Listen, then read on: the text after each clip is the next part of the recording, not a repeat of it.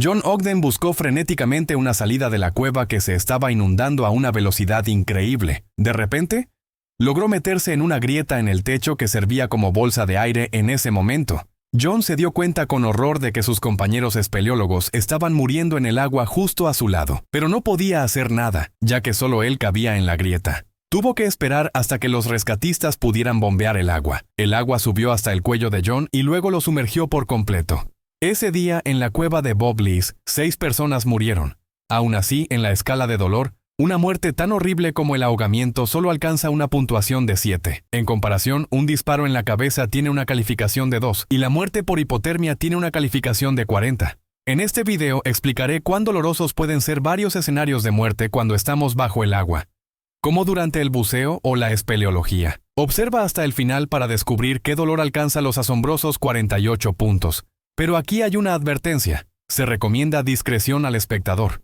En 2004, Dave Shaw se sumergió en el agujero de un bosquimano en el norte de África, que tiene una profundidad de 282 metros. Intentaba recuperar el cuerpo de Dion Dreyer, un buzo que se ahogó allí 10 años antes. Quería darle a la familia de Dreyer la oportunidad de enterrarlo con honores. El 8 de enero de 2005, Shaw lo intentó nuevamente y colocó a alrededor de 10 buzos a diferentes profundidades para ayudar a pasar el cuerpo de Dion. Siendo el más experimentado, descendió hasta el fondo. Sin embargo, resultó que la corriente había movido el cuerpo más lejos de lo que pensaba. Esto provocó que Shaw permaneciera en la profundidad más tiempo del planeado. De repente, uno de los miembros del equipo vio a través del agua oscura que la linterna de Shaw se movía rápidamente y luego se detuvo. Un buzo nadó y vio el cuerpo de Shaw inmóvil en el fondo. Estaba muerto. Ninguno de los miembros del equipo estaba calificado para descender tan profundamente, especialmente para recuperar 2 cuerpos. Ambos quedaron condenados a permanecer en el fondo del agujero del bosquimano para siempre. De repente, una bolsa que contenía el cuerpo de Dion, que Shaw había logrado asegurar atándola a su brazo, también subió. El cuerpo de Shaw, junto con una cámara en su cabeza, grabó el momento en que comenzó a gemir. Su respiración se volvió rápida y sus movimientos se tornaron caóticos y descontrolados. Este metraje no está disponible para el público, pero los buzos que lo han visto creen que Shaw sufrió intoxicación por nitrógeno, ya que permaneció sumergido más tiempo del planeado. Esta condición ocurre cuando el nitrógeno se disuelve en la sangre a alta presión durante inmersiones profundas, lo que causa intoxicación y desorientación. En los últimos momentos, las personas pierden el conocimiento o sienten euforia, pero justo antes experimentan calambres dolorosos, asfixia e incluso ataques de pánico. Esto es evidentemente lo que le pasó a Dave, quien finalmente se enredó en unos cables y al no poder liberarse, falleció por intoxicación por nitrógeno. Este tipo de muerte tiene una puntuación de 10 en la escala de dolor. Pero hay escenarios aún más terroríficos a profundidad significativa. En mayo de 1990, 5 buzos se reunieron en un campamento cerca de Gainesville, Florida, para practicar perforaciones en el lago Otter Springs. Este tipo de buceo implica pasar de un manantial a otro, explorando el paisaje submarino. La profundidad de Otter Springs es de 12 metros y su agua clara es perfecta para observar peces. Cuando el grupo descendió al fondo del lago, vieron una gran grieta que corría a lo largo de él. Los buzos sabían que el lago estaba conectado a un extenso sistema de cuevas submarinas, pero ninguno de ellos estaba certificado para buceo en cuevas. Sin embargo, un buzo llamado Ken se deslizó dentro del túnel. En un momento, todo el equipo, excepto una chica, corrió tras él para evitar que se perdiera. El túnel se veía tan increíble que todos olvidaron las reglas y comenzaron a explorarlo con entusiasmo. Los movimientos agitaron el sedimento, enturbiando el agua. Los buzos empezaron a entrar en pánico, nadando en diferentes direcciones y golpeando las paredes del túnel, lo que removió aún más sedimento. Nerviosos, respiraron más rápido, acelerando el agotamiento de su suministro de aire. Uno de ellos encontró milagrosamente el camino hacia arriba. Increíblemente, ese día el legendario buzo Woody Jasper estaba en el lago para una barbacoa. Los 2 buzos que salieron a la superficie le rogaron que ayudara a sus amigos. Afortunadamente, Woody siempre llevaba su equipo de buceo en su auto, así que se sumergió y encontró a 2 buzos que habían logrado llegar a una pequeña bolsa de aire, pero habían perdido la conciencia. Los trajo a la superficie uno por uno. El último que quedó fue Ken. Lamentablemente, Ken había estado bajo el agua por más tiempo y se había ahogado. Cuando una persona aguanta su último aliento durante demasiado tiempo y finalmente inhala, se ahoga. Cuando el agua entra en las vías respiratorias, impide que el oxígeno llegue a los pulmones. Esto causa pánico e intentos desesperados de respirar sin oxígeno. El cerebro muere y la persona fallece. Esta muerte es aún peor que un ahogamiento rápido o una intoxicación lenta por nitrógeno, por lo que se le da una puntuación de 13 en la escala de dolor. Para evitar una muerte dolorosa en las profundidades, es crucial controlar el suministro de aire, regresar a la superficie a tiempo y saber ascender correctamente. Si bien los restos del Andrea Doria son principalmente una atracción turística, este transatlántico en el fondo del Océano Atlántico es llamado el Everest para buceadores profesionales. En 1998, Craig Scola se propuso conquistarlo. Necesitaba bucear a una profundidad de 74 metros para llegar al barco y buscar artefactos interesantes a bordo. Su madrastra coleccionaba platos antiguos, por lo que le pidió que le trajera algunas piezas de porcelana exquisita del naufragio. El 24 de junio, Craig comenzó apresuradamente su descenso sin esperar a otros buceadores. El día anterior, él y su compañero ya habían explorado el interior del barco hundido y habían descubierto dónde podría estar la codiciada porcelana. Sin embargo, bucear solo a tal profundidad era una tarea muy arriesgada. Pero Craig sabía que sus colegas no le dejarían aventurarse en el comedor del transatlántico. Era una zona peligrosa, con patas de mesas rotas que sobresalían como lanzas afiladas. Con cuidado, las rodeó y recogió 3 piezas de porcelana de los fragmentos del suelo. Un plato, una fuente para servir y un cuenco. Craig los colocó en una bolsa de malla atada a su cinturón y salió del Andrea Doria.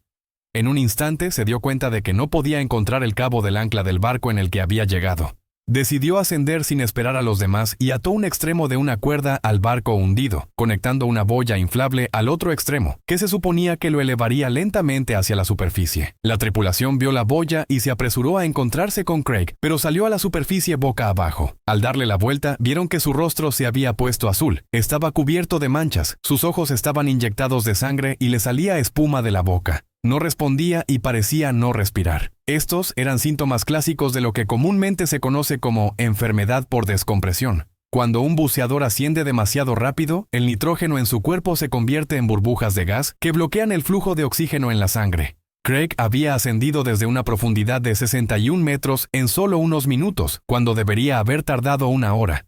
Todo esto sucedió porque la cuerda con la boya se rompió inexplicablemente. Comenzaron a realizar RCP y llamaron a un helicóptero para llevar a Craig al hospital lo más rápido posible, pero no pudieron salvarlo.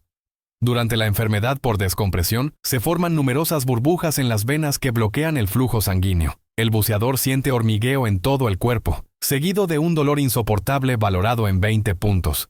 Todos miraron su bolsa de malla con la porcelana y pensaron que solo una cosa valía tal agonía. Sin embargo, el agua puede matar a un buceador de formas menos obvias. El salto en la escala de dolor es más significativo que antes, como en el siguiente caso. El 16 de marzo de 1968, 4 amigos, Gerald, Ronald, Andrew y Michael, se dirigieron a la cueva de McF en Nueva York. Esencialmente es solo un abismo con una pequeña abertura que desciende a un pozo ancho de casi 14 metros de profundidad, que luego se estrecha a una grieta de solo 60 centímetros de ancho en el fondo, antes de ensancharse nuevamente en un túnel vertical que conduce 12 metros hacia abajo. La cueva tiene forma de reloj de arena. Este es un lugar muy desafiante para la espeleología, por lo que la entrada al abismo está rodeada por una valla y señales de advertencia. Pero los 4 amigos no se desanimaron. Se deslizaron por los pasajes subterráneos y los exploraron durante varias horas. Cuando decidieron regresar por el túnel vertical, vieron que se había formado una verdadera cascada. La nieve y el hielo derretidos fluían hacia el pozo en una poderosa corriente. El ascenso era imposible debido al agua helada que hacía que las rocas estuvieran resbaladizas, pero los amigos no tenían otra opción. Si se quedaban en la cueva, se inundarían. Ronald subió primero y, con esfuerzo, logró salir del abismo. Corrió a la granja más cercana para llamar a los rescatistas. Mientras tanto, el trío restante había estado en la fría cueva inundada durante 5 horas. Aunque Andrew y Michael lograron subir a la cámara superior, Gerald todavía estaba en el fondo, por lo que los rescatistas primero lo sacaron a ellos. Luego bajaron una cuerda a Gerald para que pudiera atarse, pero cuando comenzaron a levantarlo, quedó atrapado en la parte más estrecha del pozo. El agua helada caía directamente sobre su rostro, y con cada segundo que pasaba, perdía fuerza. Alguien necesitaba bajar hacia él. Pero los amigos que habían subido por el estrecho pasaje solo gracias a sus constituciones compactas no tenían fuerzas para alcanzarlo. Además, todos los rescatistas eran corpulentos. Después de varias horas, encontraron entre los lugareños a un niño del tamaño adecuado que aceptó realizar este acto arriesgado. El voluntario descendió a la cámara inferior, Pero cuando finalmente alcanzaron a Gerald, ya estaba pálido e inmóvil. Al sacarlo, el médico confirmó que Gerald había fallecido 2 horas antes. ¿Recuerdas que al principio del video dije que el dolor por congelación alcanza los 40 puntos? Quedar atrapado en agua helada es mucho peor que, por ejemplo, congelarse en las laderas del Everest. El flujo de agua asegura un contacto constante con el frío, impidiendo que el cuerpo se caliente, aunque sea parcialmente. En caso de congelación normal, puede haber periodos en los que el cuerpo se recupera gracias al calor. Además, el flujo de agua ejerce presión sobre el cuerpo, amplificando el dolor y el malestar, especialmente en las zonas donde el agua golpea con más fuerza. Por esta razón, esta muerte tiene una puntuación de 45 puntos, lo que supone 25 puntos más que la marca anterior. Entonces, ¿qué se puede sentir durante la espeleología? Con un máximo de 48 puntos. El 28 de mayo de 1993, William Coughlin, un ecologista de la Agencia de Protección Ambiental de EEU, y su amigo fueron a la Cueva Ciudad en Kentucky. Este es un lugar turístico único, con tiendas, restaurantes y museos en la superficie, y cientos de kilómetros de sistemas de cuevas debajo.